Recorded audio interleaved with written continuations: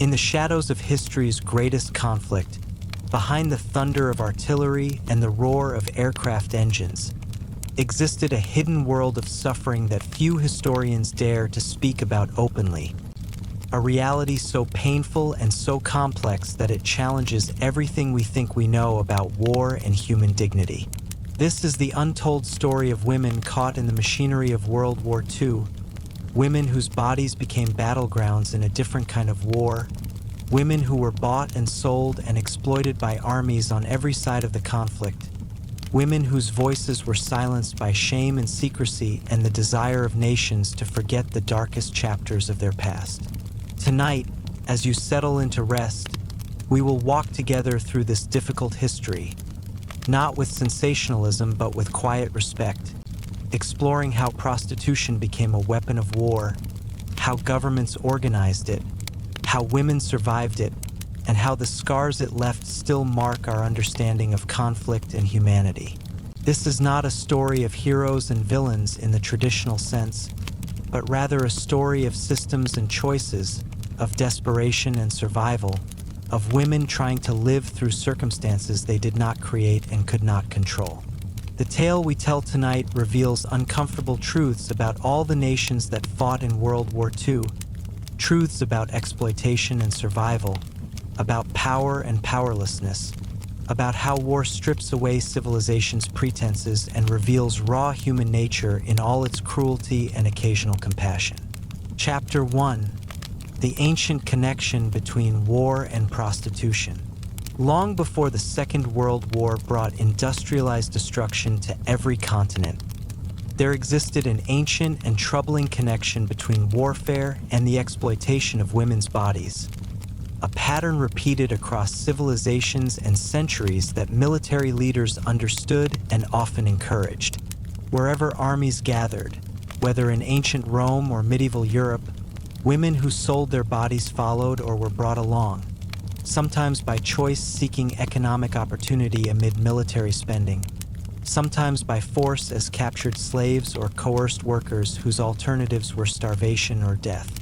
Military commanders throughout history recognized that soldiers away from home,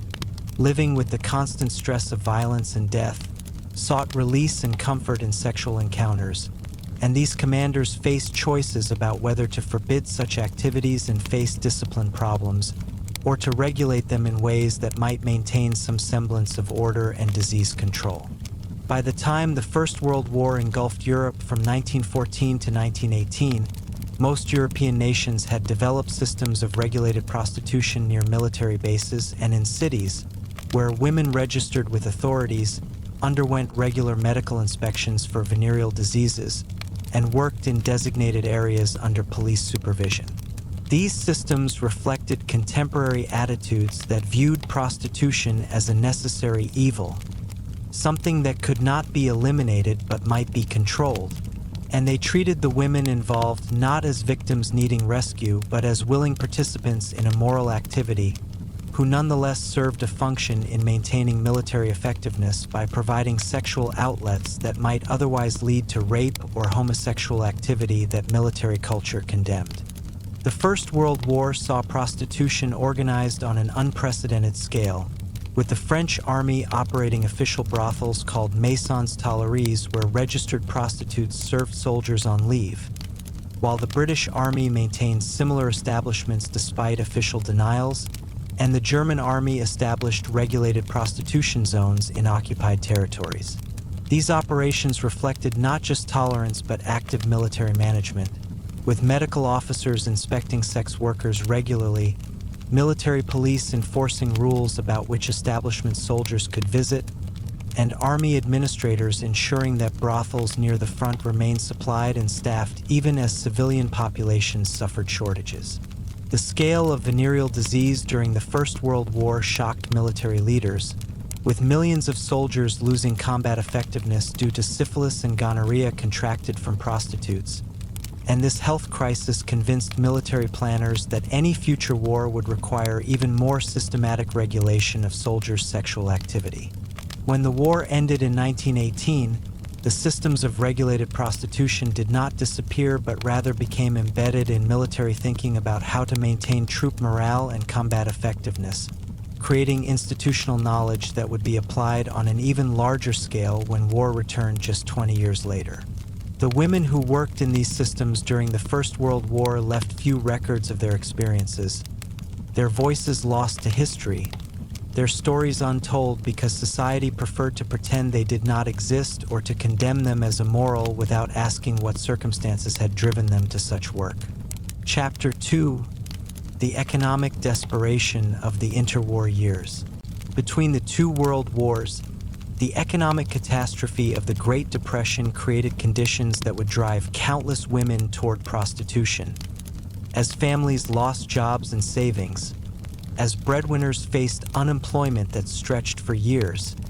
and as traditional support systems collapsed under the weight of economic catastrophe that seemed to have no end.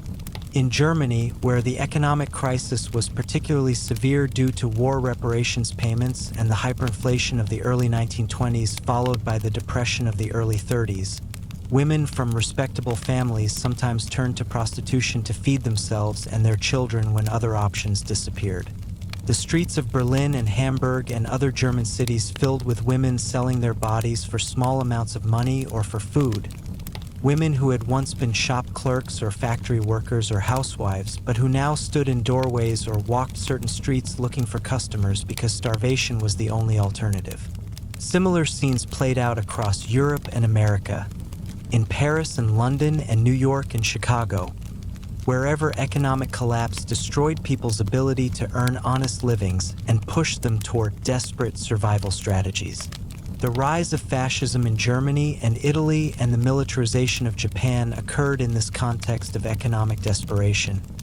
And these regimes would develop their own approaches to prostitution that combined traditional regulation with new ideologies about racial purity and national strength.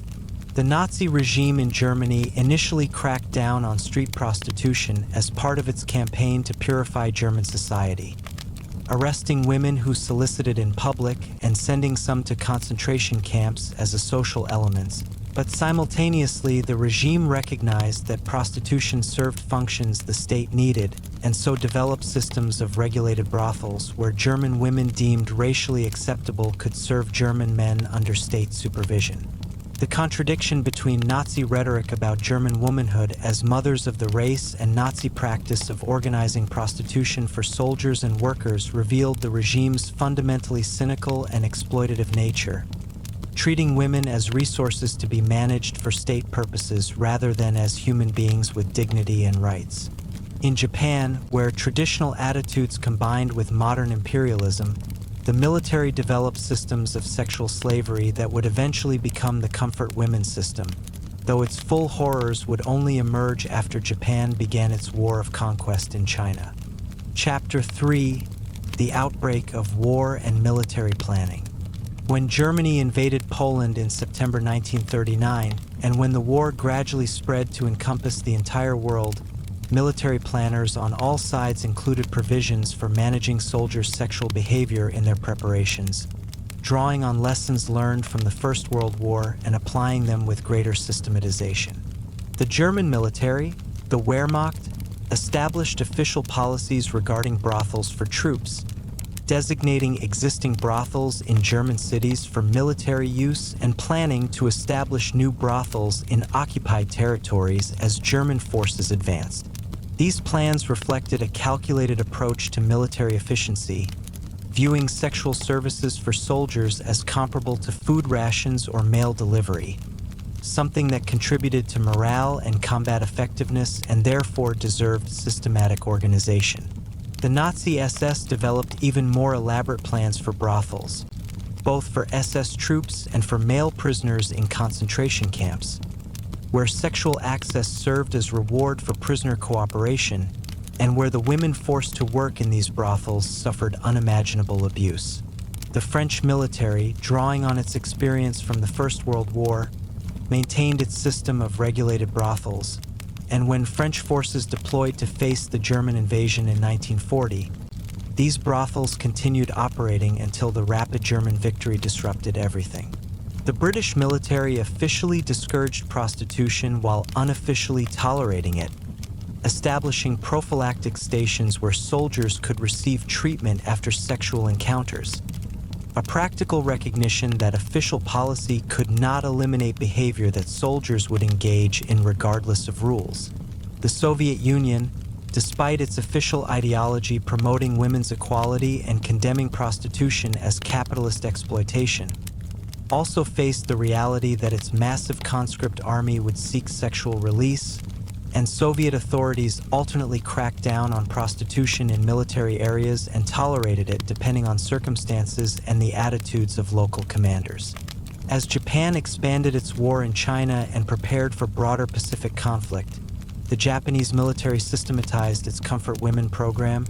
recruiting and coercing women from Japan, Korea, and occupied territories to serve in military brothels that would eventually operate across the Japanese Empire from Manchuria to the Pacific Islands. Chapter 4: Occupied Europe and Forced Prostitution. As German forces conquered Poland and then swept across Western Europe in 1940, overrunning the Netherlands, Belgium, and France in a matter of weeks, the Wehrmacht immediately began establishing brothels for troops in occupied cities, sometimes taking over existing brothels and forcing the women already working there to serve German soldiers, sometimes recruiting new women through a combination of economic pressure and outright coercion. In Paris, which fell to the Germans in June 1940,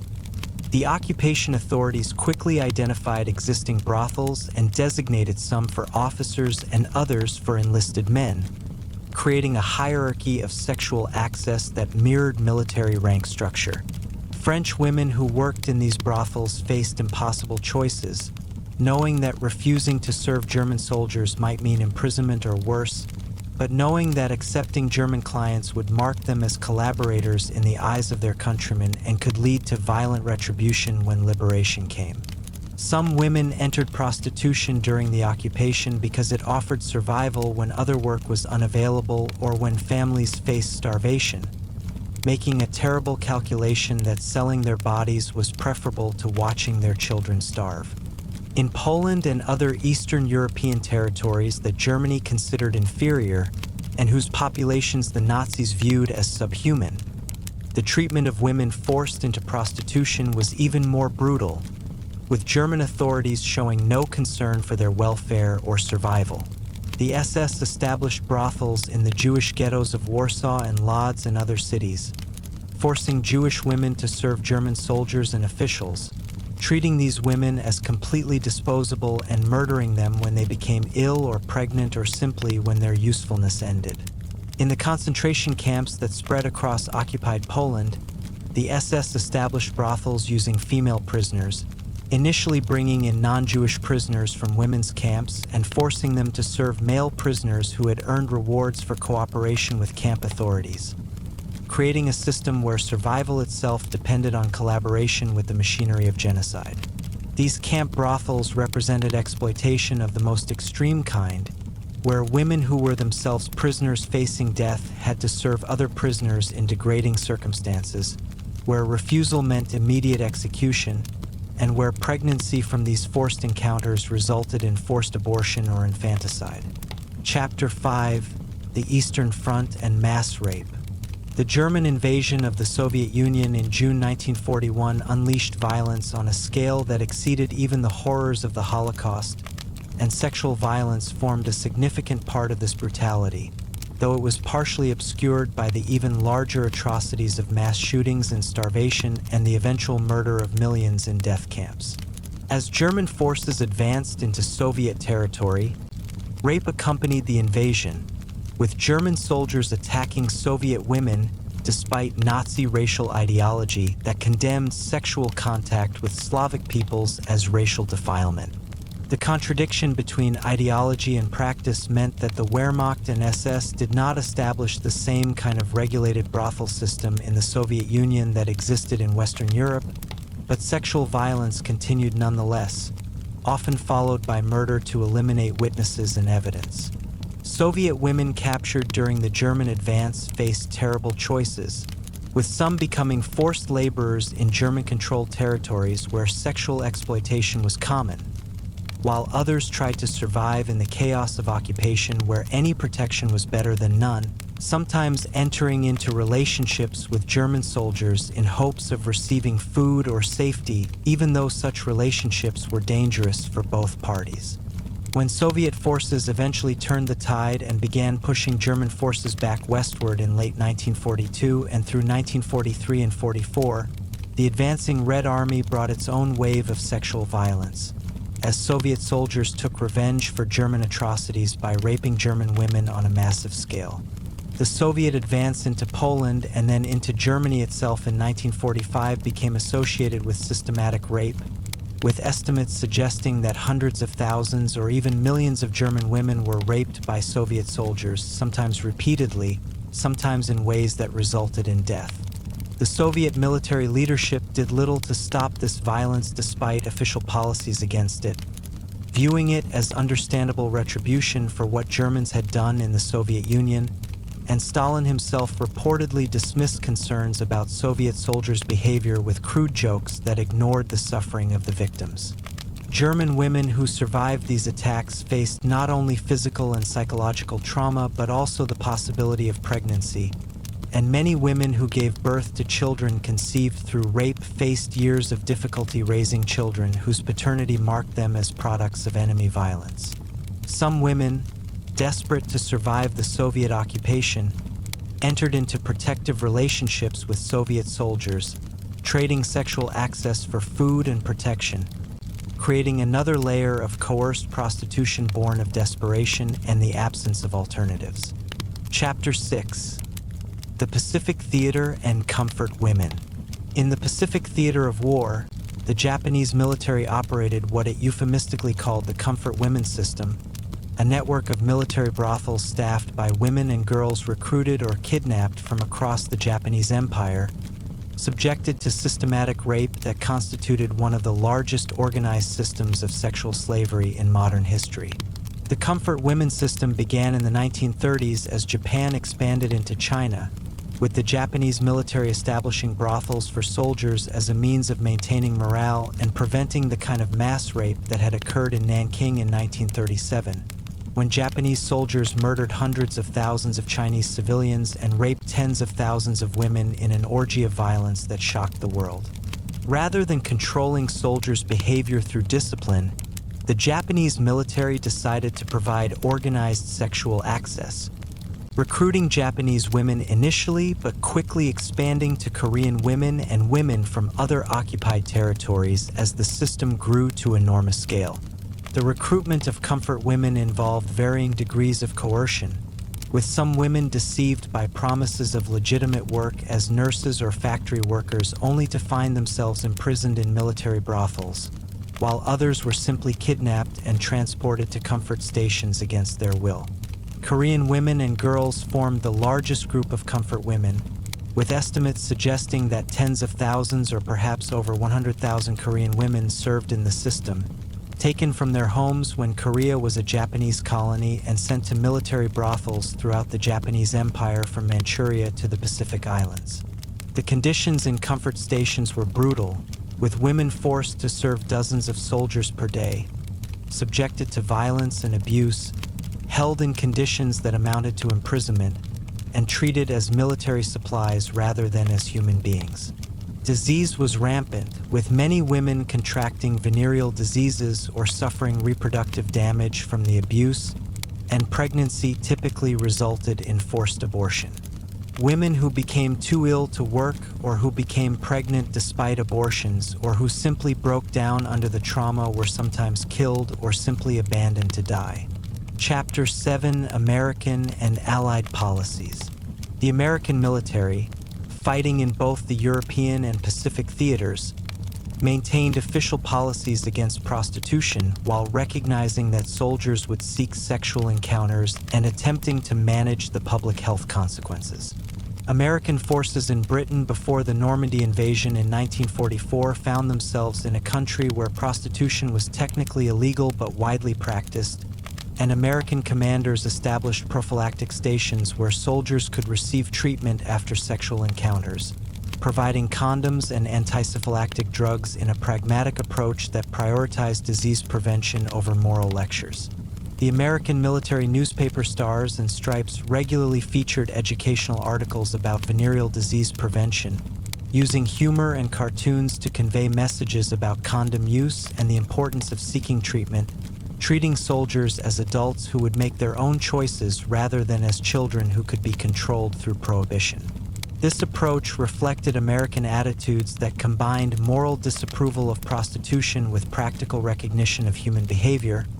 and it achieved some success in reducing venereal disease rates compared to armies that relied on prohibition alone. When American forces liberated France and advanced into Germany, they encountered populations where regulated prostitution was established practice, and American commanders had to decide how to respond.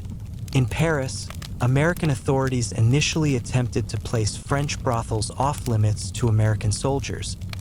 but the policy proved impossible to enforce, and commanders eventually adopted a stance of unofficial tolerance combined with rigorous disease control measures. In occupied Germany after the war's end in May 1945, American authorities faced a desperate population where many German women turned to prostitution to survive in the chaos of defeat, trading sexual access for food, cigarettes, or other necessities that were scarce in the ruined country. American soldiers called these women Fräuleins and often formed temporary relationships that combined elements of genuine affection with economic transaction, relationships that existed in a gray area between prostitution and romance. American military authorities viewed these relationships with concern, both because of disease risks and because fraternization with the former enemy was officially discouraged. But enforcement was inconsistent and the relationships continued despite official disapproval. Chapter 8: Liberation and its Aftermath. The liberation of occupied territories in Europe, beginning with the Normandy invasion in June 1944 and continuing through 1945, brought complex consequences for women who had worked in prostitution or who had relationships with German soldiers during occupation. In France, liberation was accompanied by violent retribution against women accused of collaboration, with thousands of women having their heads shaved in public humiliation rituals, being paraded through streets while crowds jeered and sometimes physically attacked them, and facing imprisonment or execution in some cases. Women who had worked in brothels serving German soldiers faced particular fury, even though many had been forced into such work by circumstances beyond their control, and even though refusal to serve German clients might have resulted in their own imprisonment or death. The rough justice of liberation made no distinction between women who had genuinely collaborated with occupation authorities and women who had simply tried to survive, and it reflected deeply patriarchal attitudes about women's bodies as property of the nation, violated by contact with enemy soldiers and therefore deserving of punishment. Similar scenes played out across liberated Europe, in Belgium and the Netherlands and other occupied countries, where women accused of horizontal collaboration faced public humiliation and violence, while men who had actually worked for German military or administrative purposes often faced less severe consequences. The sexual double standard was stark and cruel, revealing that nations liberating themselves from occupation still viewed women's bodies as battlegrounds in national conflicts, still treated women who had sexual contact with enemies as traitors deserving of punishment regardless of the circumstances that led to such contact. Women who survived these retribution campaigns carried physical and psychological scars for the rest of their lives, and many left their home communities to escape the stigma, starting over in cities where no one knew their wartime history. The children born from relationships with German soldiers faced discrimination and difficulty throughout their lives, marked by their paternity as products of collaboration, even though they bore no responsibility for the circumstances of their conception. Chapter 9: Occupation and Reconstruction. The years immediately following World War II's end in 1945 brought occupation of defeated nations by victorious armies,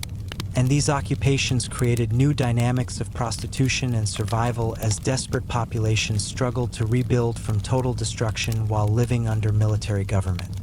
In Germany and Japan, the two nations that had lost the war most completely and suffered the most physical destruction,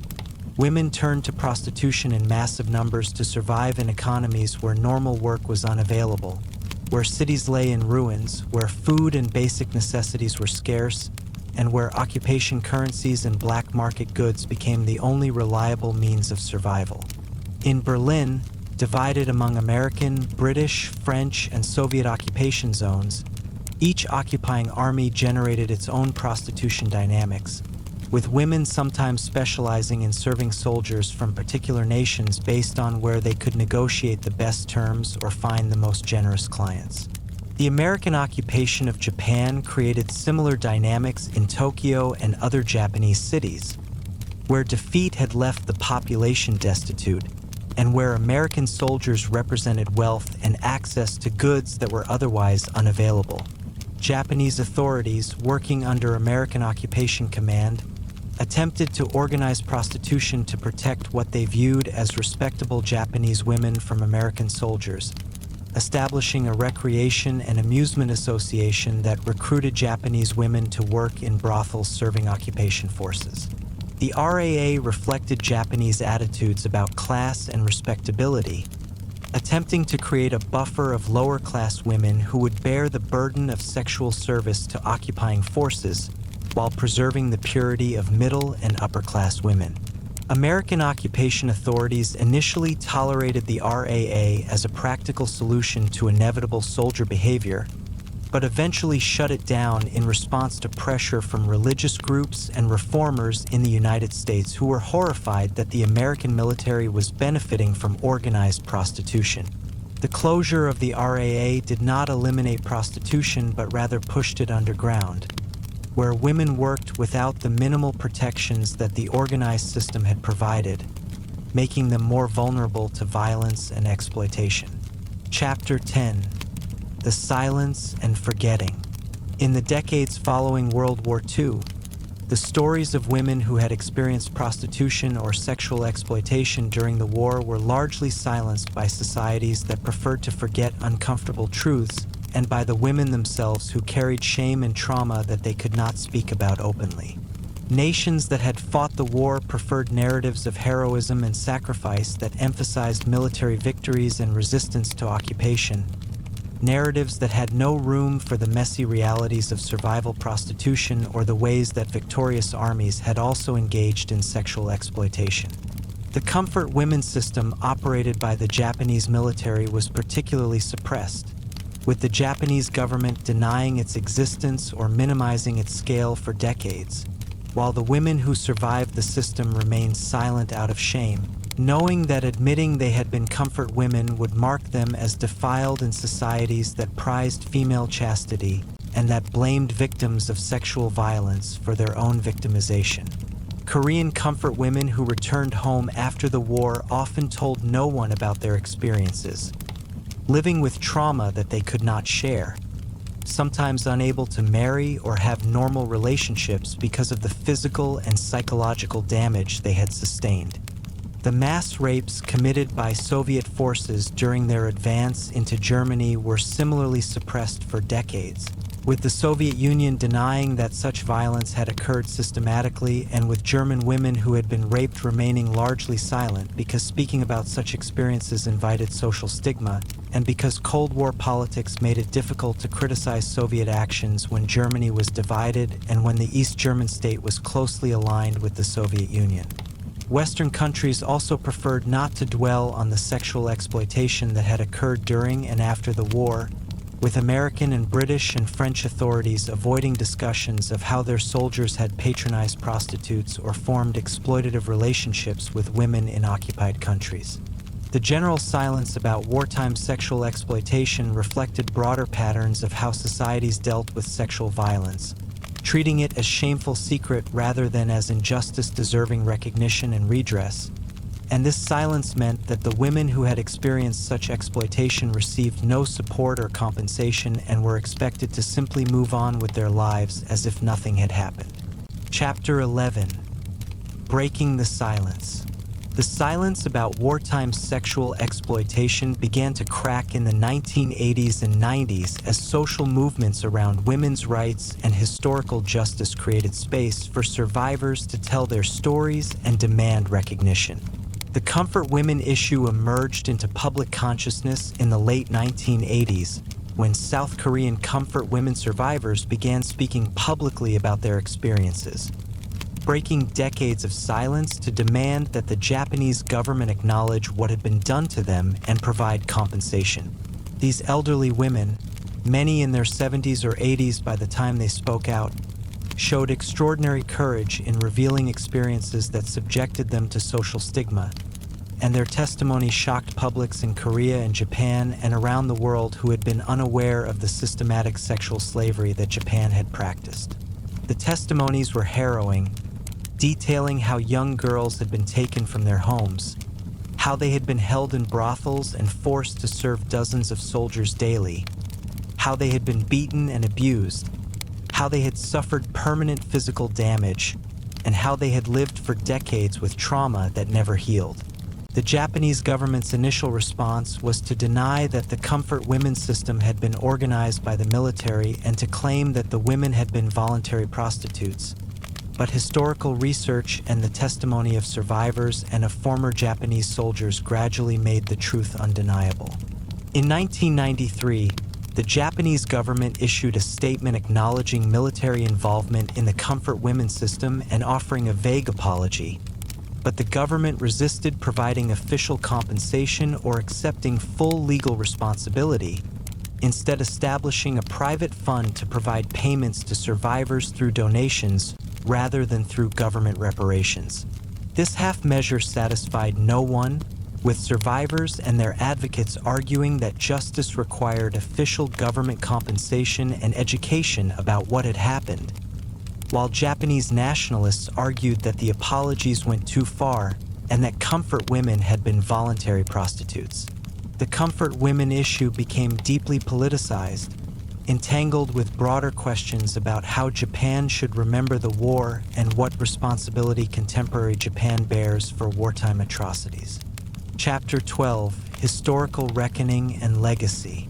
The efforts by comfort women survivors and their advocates to achieve recognition and justice opened broader conversations about sexual violence in war and about the experiences of women who had been exploited in other ways during World War II. Historians began examining the experiences of women in occupied Europe who had worked in brothels or who had survived rape, giving voice to experiences that had been excluded from traditional war histories that focused on battles and political leaders. These new histories revealed that sexual exploitation had been universal across the war, practiced by all sides, organized by military authorities of victorious and defeated nations alike, and that viewing it as aberrant behavior by individual bad soldiers missed the systematic nature of how military institutions had treated women's bodies as resources to be exploited for military purposes. The research made clear that the comfort women system, while particularly large in scale and brutal in execution, represented an extreme version of attitudes and practices that were widespread rather than uniquely Japanese. The broader recognition of wartime sexual exploitation contributed to changes in international law regarding sexual violence in armed conflict, with the establishment of international tribunals for Yugoslavia and Rwanda in the 1990s marking the first times that sexual violence was prosecuted as a war crime and crime against humanity separate from other atrocities. These legal developments reflected growing understanding that sexual violence in war is not an unfortunate side effect of conflict, but rather a deliberate strategy of terror and domination, and that preventing such violence requires not just prosecuting individual perpetrators, but changing institutional military cultures that tolerate or encourage sexual exploitation. The Rome Statute that established the International Criminal Court in 1998 explicitly included rape, sexual slavery, forced pregnancy, and other forms of sexual violence as war crimes and crimes against humanity, creating legal frameworks that would have allowed prosecution of the kind of systematic sexual exploitation that occurred during World War II had such laws existed then. Chapter 13. ongoing struggles for recognition. Despite decades of activism and growing historical understanding, many survivors of wartime sexual exploitation during World War II died without receiving justice or official recognition, and political disputes continue about how to remember and teach about these events. The dispute between Japan and South Korea over comfort women remains contentious into the 21st century, with periodic agreements between the governments followed by continued dissatisfaction from survivors and activists who feel that Japan has not done enough to acknowledge responsibility or to educate its citizens about what happened. Memorials to comfort women erected in South Korea and in other countries with significant Korean populations, including statues of a young girl sitting beside an empty chair representing those who did not survive, have provoked diplomatic protests from Japan, which views the memorials as intended to shame Japan rather than to remember victims. Conservative politicians and activists in Japan continue to argue that comfort women were voluntary prostitutes, and that foreign criticism of Japan is motivated by anti-Japanese prejudice rather than by legitimate concern for historical truth and justice. Similar disputes, though less prominent internationally, continue regarding other aspects of wartime sexual exploitation, with debates about how to memorialize and teach about mass rapes committed by Soviet forces, about sexual violence committed by other Allied forces, and about the experiences of women who entered prostitution to survive occupation and its aftermath. Germany has struggled with how to remember the mass rapes committed during the Soviet advance, with some viewing these as understandable revenge for Nazi atrocities and others viewing them as crimes that deserve recognition regardless of the context that prompted them. The women who survived these rapes, now nearly all deceased, spent decades living with trauma that their society did not want to acknowledge, and only in recent years have historians and memorials begun giving voice to their experiences. The general pattern across different contexts has been that recognition came too late for most survivors, that political considerations often outweighed concern for historical truth and justice, and that patriarchal attitudes about women's honor and shame continued to shape how societies responded to revelations about wartime sexual exploitation. Closing reflection. As we near the end of this difficult journey through one of history's darkest and most suppressed chapters, we must sit with the uncomfortable truth that every nation involved in World War II, whether victorious or defeated, whether democratic or authoritarian, bears responsibility for the systematic sexual exploitation of women during and after the conflict. The prostitution and sexual slavery that occurred during World War II was not aberrant behavior by individual bad actors, but rather reflected how military institutions and the societies they served viewed women's bodies as resources to be controlled and exploited for military purposes, whether by establishing official brothels, by tolerating mass rape, by creating systems like the Comfort Women program, or by simply looking away when desperate women turned to prostitution to survive. The women who experienced this exploitation, whether by force or economic desperation or as the least terrible option among impossible choices, deserve recognition not just as victims but as human beings who displayed remarkable survival instinct and courage in circumstances that sought to destroy their humanity. Their voices, suppressed for decades by shame and social stigma and national desires to forget, finally are being heard, though too late for most who did not live to see their experiences acknowledged or to receive justice or compensation. The legacy of wartime sexual exploitation during World War II extends far beyond the war itself, shaping how subsequent conflicts have treated women's bodies, influencing the development of international law regarding sexual violence, and contributing to ongoing movements demanding recognition of sexual violence as a serious war crime deserving prosecution and prevention. The fact that mass rape and sexual slavery continue to occur in contemporary conflicts, from Bosnia to Rwanda to Syria to Myanmar, demonstrates that the lessons of World War II have not been fully learned and that changing the attitudes and institutional practices that enable wartime sexual violence remains urgent work. the courage of survivors who broke their silence decades after experiencing trauma, the research of historians who insisted that these suppressed stories deserve telling, and the advocacy of human rights workers who demanded justice have created greater awareness. But awareness alone does not constitute justice for those who suffered or prevention of future atrocities. As we reflect on this history in the quiet of night, letting it settle into understanding rather than disturbing our rest with outrage that has no outlet, we honor the memory of those who suffered by committing to remember truthfully,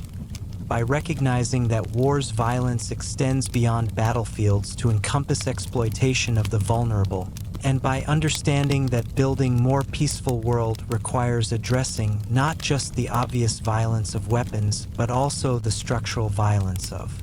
exploitation that treats human beings as resources to be used and discarded.